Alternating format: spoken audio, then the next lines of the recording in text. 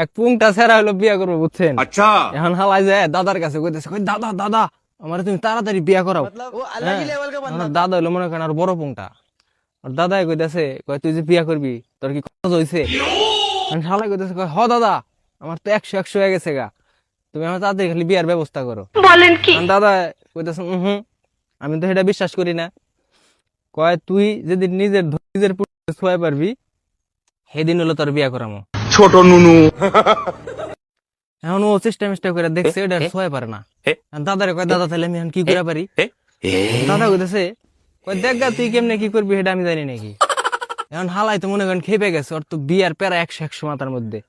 ও গেছে মুদি দোকানে, যায় হেরে 1 কেজি খাস তেল কিনছে।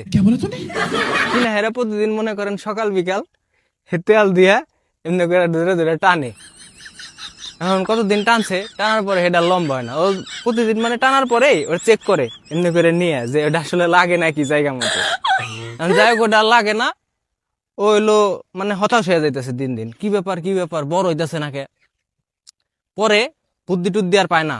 পরে হালাই করছে কি মোটা দেহে একটা রশি কিনছে।